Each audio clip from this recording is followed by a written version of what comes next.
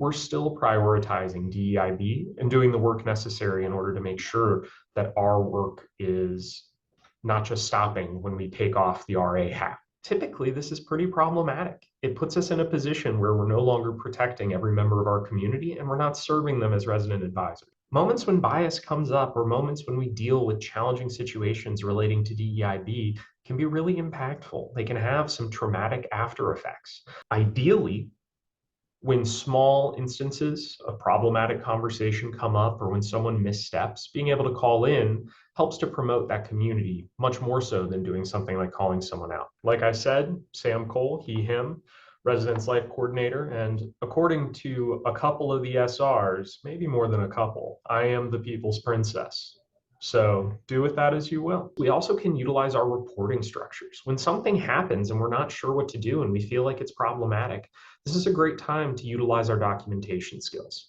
Put it in safe grounds. As an RA, safe grounds is really where everything should be put if there is something that happens that has an element of bias or something that feels problematic. Rather than assume that someone uses certain pronouns or rather than assume that someone likes certain things, we can ask, or we can take time, get to know them over the course of a longer period, and limit those assumptions until I've had the chance to really get to know that resident a little bit better, or that colleague, that staffer, that friend. How does DEIB show up in our daily lives and the lives of our residents? Then we're going to talk a little bit about modeling intentionality, making sure that we're being really purposeful when it comes to the way that we talk about topics relating to DEIB. But when it comes specifically to DEIB, it's important that our programming goes beyond food. I think a big part of intentionality is learning to pause and respond rather than just react.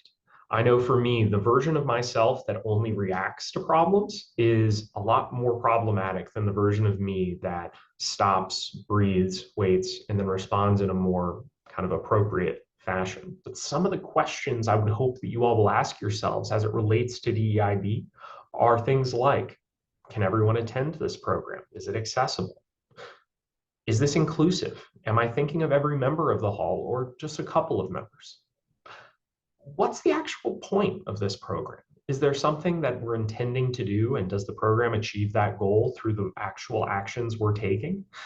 And then finally, ask for input. What do my residents actually need? Rather than assuming, we can go ahead and take the initiative to ask them. So using inclusive language, things like pronouns, non-gendered language, preferred names, these are simple ways that we can help to make sure that people feel like they're welcomed in our space. The way I like to think of it is that imagine if I walked into a room and I said, "Hi, my name's Sam." And everyone said, "Joe, it's great to see you." Or, "Sarah, so glad you're here." I'd say, "Oh, no, my name's Sam." And then they continued to use my name that isn't my name. I would feel really confused and I would start feeling pretty hurt.